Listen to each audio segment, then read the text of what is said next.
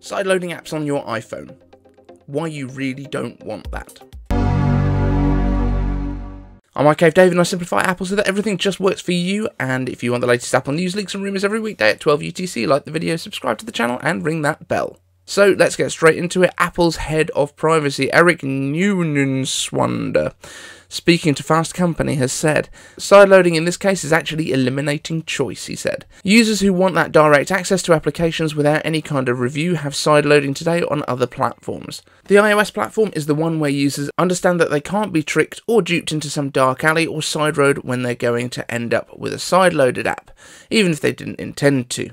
Talking about why iPhone and iPad couldn't get downloaded apps from the internet when the Mac can, he said, "You really have to think creatively, as an attacker would, trying to go after so many users with such rich data on their devices.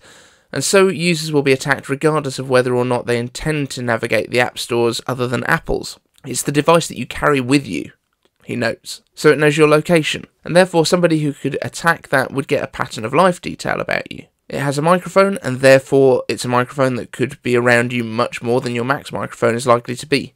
So the kind of sensitive data on the phone is much more enticing to an attacker." So there's been a lot of conversation about how sideloading apps could make your phone less secure, and this is a really good point. Now, a lot of people have been talking about how having the choice to sideload apps is a good thing, because at least then you can decide if you want to kind of open your phone up to those kind of risks that there would be associated with it. But as they're pointing out here, just like with anything else, if you have access to the web, which is open, it could easily be sending you to a website that's designed to look like the App Store through links that are malicious, and then basically having a way of installing malicious software onto your system, even if you don't choose to use other app stores. So I very much see the point that Apple is getting at here, and it does remove that choice. A part of the reason that a lot of people who are not particularly into computing choose to use Apple devices, the iPhone or the iPad, is because they don't want to have to worry about viruses, they don't want to have to worry about malware, and through the App Store, it's not perfect, but it's a damn sight closer than it is on Android to having a curated setup where you're pretty confident that most of the apps that you download have almost zero chance of doing damage to your device. Are there some things that slip through the cracks at Apple? Yes. When you consider the number of apps on the App Store, to have a little bit of code in a handful of them that is basically replicating or trying to replicate another app in order to get in-app payments, it's not a huge issue. Android definitely has a lot more issues with this, and I know that people would like to play Fortnite again, at least some of them, not me. Let me know what you think in the comments here. Does this change your opinion? Let me know down in the comments. Right now the options are iPhone, which is closed and pretty safe, or open and kind of the Wild West out on Android.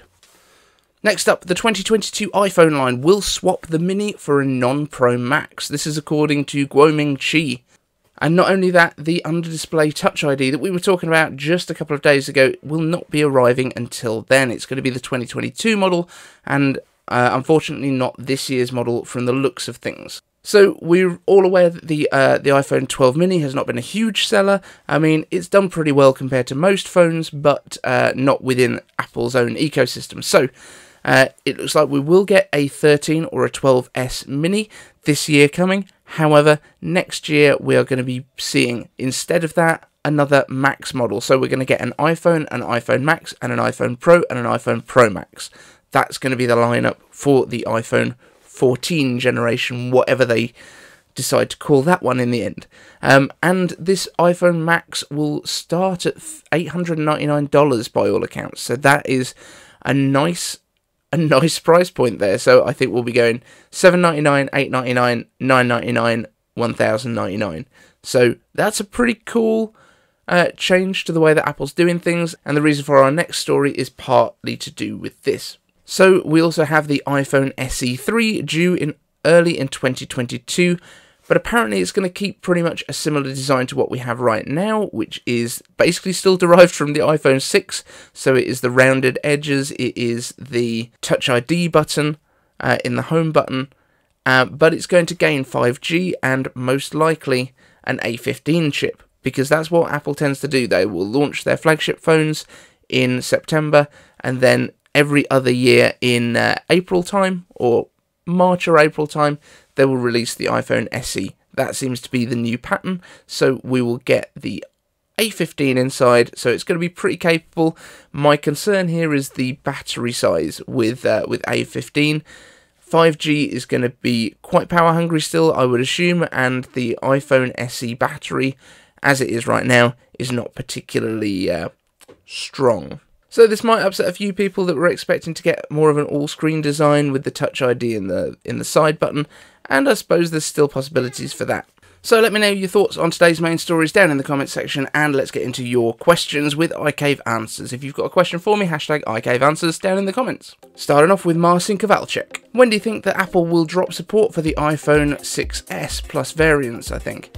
My friend has one and is really struggling with heavier apps nowadays. I honestly can't believe it's still going, to be honest. I think part of the reason, actually, that this year they've kept it around is it was the first iPhone, or like the oldest iPhone, that is capable of the COVID notifications apps in different countries, where Apple's API, along with Google, has been able to track COVID exposures. So I feel like that's part of the reason that they've kept it around this long. I don't think Apple particularly intended to, because just like the 5 SE, I mean, I don't understand why they're still here. Basically, they don't really get any of the new features that come with iOS 15, but they just kind of exist. And it's just a little bit kind of meh. So I'm hoping that they will go away next year. I think the 7 will probably go away as well, and we might end up with just the stuff that came out since the iPhone 10. So you get your 8, the 10, the 10s, the 10s Max, the 11, the 11 Pro, 12s, 13s, blah blah blah. I think that's what they will probably do. But I don't really know why it's still here either. Alan B Unboxings and News asks, did you know that Apple has already ready an August special iPhone event on August the 10th, 2021 at 9 AM PDT, because the September Apple event is only the iPod Apple event, and the October Apple event will only be a Mac event. Okay, well, I don't think this is true. If there's an August event, it will be for some Macs. September 14th, it looks like we will be getting our iPhone event this year, which will also come with the watches and stuff like that. Don't for a second think that there's going to be an iPod event, because why on earth would they actually do an iPod event? October we'll probably get our iPad mini that we've been talking about, as well as the larger iMac. That's the date that it looks like that's going to be coming, sadly, a little bit later, and possibly the new style Mac Mini 2. And then November, we've been hearing potentially about getting an Apple gaming style event. Again, completely unconfirmed, but that's the rumours that I'm hearing at the moment. But yeah, that's what I think the lineup is going to be for the rest of the year. James Apple asks, will the chip shortage affect Apple in how they make the 2-year transition, making all of their Macs going to M1? Because when Steve did the transition from PowerPC to Intel, it said it was going to be 2 years, but it got done earlier than that. I've said this before, I'll say it again, Apple does not have any issues with the chip shortages in terms of their main processors, in terms of the A15s, in terms of the M1, the M1X, the M2 that will be coming down the line as well. That is not something where there are any issues at all. Apple has huge control with TSMC because they are their biggest customer by far, and they are at the front of the queue for anything. They've already pre-booked all of their 4nm and 3nm process production, so that's all fine. The stuff that causes issues is, number one, it's been the mini LED displays with the yields, because it's a new technology and a new kind of production method for them. So that's limited the number of MacBooks that they've been able to put out, and we were hearing before the iPad Pro event that was also limiting that. That's the reason that we haven't had an 11-inch with mini LED displays, with the XDR Super Retina displays. But the general chip shortages have been around much bigger processors, so like 90nm legacy processors. And those are the sorts of things that go into power management and all that kind of extra, all the random chips that you see on the board that aren't the M1. So that's the only place that we would have issues. Yes, the transition before for PowerPC was done in about 8 months instead of 2 years, but I don't think Apple now is going to be going that much quicker. Next up, Eva H asks, Number 1, lossless and spatial support for Echo Studio with Apple Music. So I'm guessing you mean, is it going to come to kind of non-Apple hardware? And I would think that it probably will, assuming that the hardware is capable of supporting it. I don't know anything really about the Echo Studio. However, Apple's Android app does include spatial audio support and lossless support, so I don't see why it wouldn't. Question 2. What are some of the products and services that Apple has that you haven't used or don't find a need for? So I kind of try everything out. I've never been an owner. I've never owned a MacBook Pro. That's one of the weird things that I guess would probably surprise some people.